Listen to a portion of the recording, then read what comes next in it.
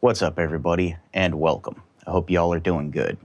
So, if you haven't done so already, go check out my unexpected update video, as it's going to explain some of the weird quality issues you are going to notice in this video.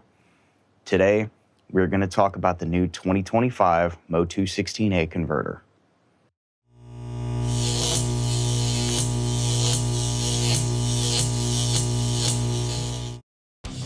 For well over a decade now, I've been rocking the Lynx Aurora 16G. This converter was made in 2010, and it's still alive and kicking.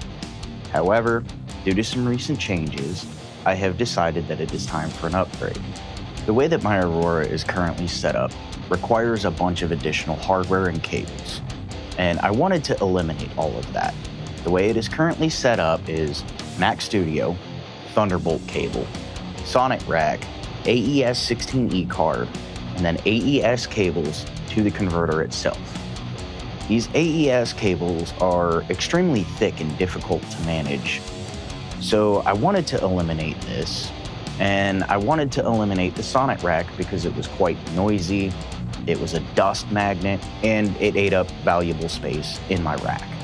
In order to facilitate this process, I had to solve an interesting conundrum, and that was, do I buy new converters and change everything out, or do I shell out a significant chunk of change to purchase a rare and now outdated piece of hardware and a series of adapters in order to keep my beloved Lynx running? Well, considering that the piece of hardware may not be supported by future macOS updates, I naturally settled on buying new converters, and so began the hunt. After much deliberation and research, I ended up settling on the previous generation of the MOTU 16A. However, I was now met with a new problem. They were out of stock everywhere. After waiting nearly 2 years for the MOTU units to come back in stock, MOTU went ahead and released a new updated version, and I decided to snag it. So without further ado, let's unbox it. The MOTU 16A arrived from Sweetwater, packed really well in a plain brown box. The 16A was packed extremely well. This foam that they used is extremely rigid and it's anti-static. This thing was packed so well you could probably bounce it out of a truck and it would be fine. Here we have the included Thunderbolt cable.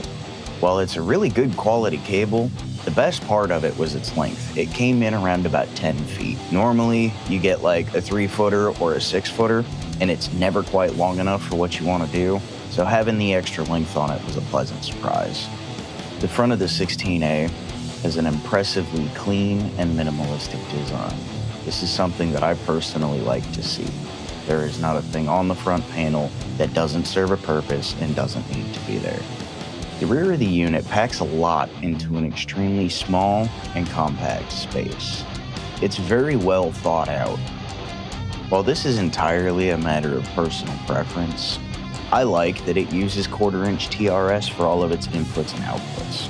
One thing that made the 16A an absolute no-brainer for me was the fact that it also eliminated several other additional pieces of gear.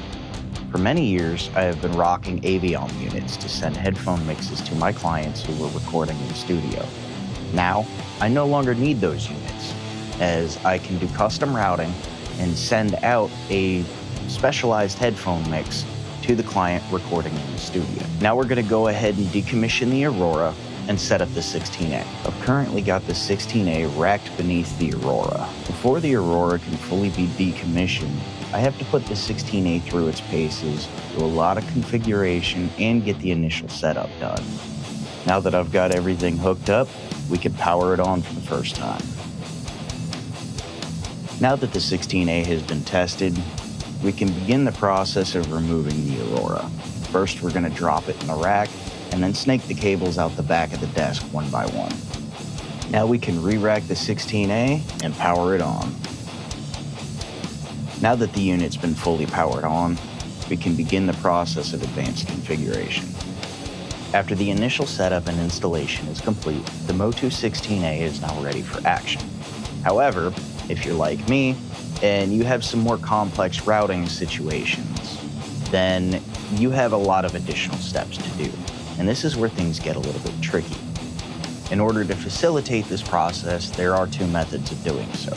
You can either use the matrix view, which is very familiar for those of you who have used live mixers such as the SQ5, or there is the patch bay view, which is a little bit more user-friendly, but it still takes some doing and understanding to get it right. But once you understand it, it's easy and smooth sailing. As I had mentioned earlier, this single converter has replaced a ton of gear. It has also simplified my setup, which is absolutely amazing. It has a smaller footprint, and it runs a lot cooler and quieter than my Lynx Aurora ever did. So not only have I eliminated a ton of extra cables, I have eliminated a sonic rack, I have eliminated PCIe cards, I have eliminated Aviom headphone boxes, and all the other Aviom units. That is a lot of gear that is now eliminated by one single unit. Here is the massive pile of gear that has been eliminated by the 16A. While it has taken the better part of a weekend to get the 16A set up and configured properly with all of my gear, it has beyond met my expectations. I am extremely ecstatic. I really do not notice much of a difference between my Lynx and the MOTU. They sound damn near identical to my ears, which is more than I could have hoped for.